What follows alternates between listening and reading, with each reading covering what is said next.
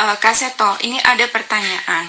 Bagaimana orang tua menghadapi anak yang terlalu acuh atau tidak peduli bahkan dengan dirinya sendiri, dengan lingkungannya? Karena backgroundnya adalah orang tua yang bekerja di luar kota, sehingga relasi atau kedekatan itu menjadi jarang gitu, Kak Seto.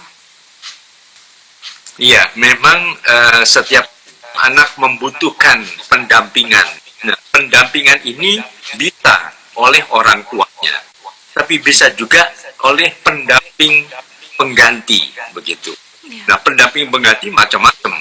Bisa kakek atau neneknya, bisa paman atau bibi, bisa juga guru, bisa jadi sahabat dan sebagainya.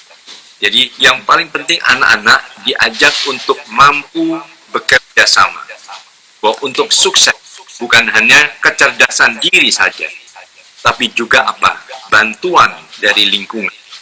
Nah, lingkungan itu tadi bisa keluarga, bisa teman, siapapun juga. Sehingga anak merasa tidak sendirian.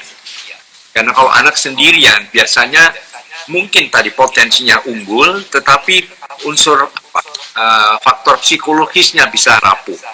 Nah, lingkungan tadi yang memberikan penguatan psikologis tadi, begitu. Oke, artinya bahwa orang tua atau orang dewasa yang berperan itu kan tidak harus orang tua kandung ya, Kak Seto ya.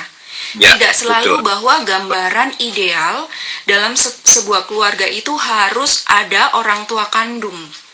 Bahkan orang dewasa yang tinggal bersama dengan anak-anak, entah itu kakeknya, neneknya, tantenya, omnya, mereka juga bisa menjadi orang-orang yang mendukung dengan penuh bagi tumbuh kembang anak-anak.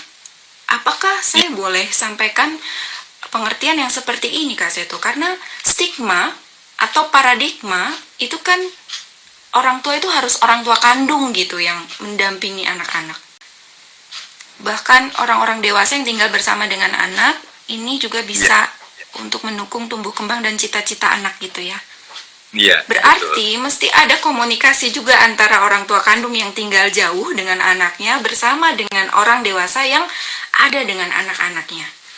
Iya, betul. Jadi itu semacam ujung tombak lah, walaupun jauh, tetapi komunikasi, kedekatan secara batin juga tetap dekat.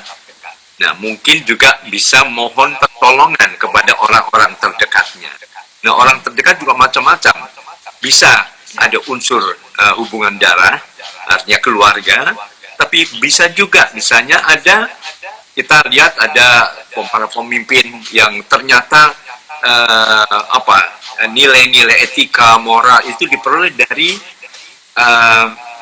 pengasuhnya. Ya. Seperti dulu misalnya Bung Karno, ada pengasuhnya adalah Ibu Sarinah, sampai dikenang beliau. Nah, Ibu Sarinah juga mengajarkan hal-hal yang positif, memberikan semangatnya untuk bisa meraih cita-citanya yang lebih hebat lagi. Misalnya. Jadi anak memerlukan itu. Jadi mohon orang tua yang jauh dari putra-putrinya bisa mencari semacam pendamping pengganti lah, begitu. Yang cukup mengerti anak, cukup dekat dengan anak, dan juga diterima oleh sang anak itu sendiri. Begitu. Ya, bahwa orang tua tidak perlu kecil hati ketika situasi itu tidak memungkinkan untuk ada bersama dengan anak-anak. Kita bisa mempercayakan anak-anak kita dengan orang-orang dewasa yang boleh mengasuh mereka secara langsung dan tetap ada komunikasi di sana.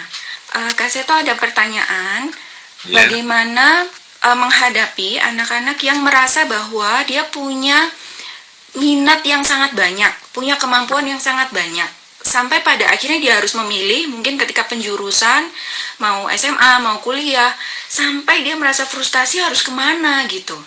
Bagaimana cara mendampingi anak-anak yang seperti ini, Kak Seto? Iya, mungkin tadi diajak berdialog dengan penuh keakraban, suasana yang ramah anak. Pertama, diajak mensyukuri bahwa tidak semua orang punya kemampuan yang begitu banyak. Nah, kamu, wah hebat, alhamdulillah lah, bahwa ternyata punya banyak kemampuan itu. Sekarang kuncinya justru kan kamu sendiri. Kamu pilih seperti apa, mau jadi apa misalnya. Nah, boleh saja dimulai dilihat ke arah ke depan. Misalnya siapa idolanya?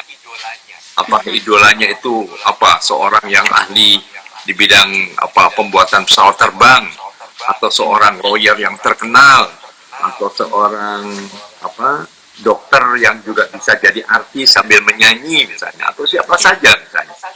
Jadi dari pilihan-pilihan itu diajak secara bertahap untuk mulai menemukan sendiri bahwa kamu boleh menjadi apa, karena sukses dan gagal itu ada di tangan kamu. Paling tidak orang tua perlu bersabar, perlu telaten untuk mendampingi, kira-kira begitu ya Kak Seto. Poinnya adalah yang penjelasannya Kak Seto bahwa kita nggak bisa pengennya instan, bahwa ketika anak bingung kita menjelaskan langsung anak bisa ambil keputusan. Kita harus ada waktu yang berproses, percaya pada proses, dan memberi kesempatan kepada anak sepenuhnya untuk dia yang mengambil keputusan atas hidupnya.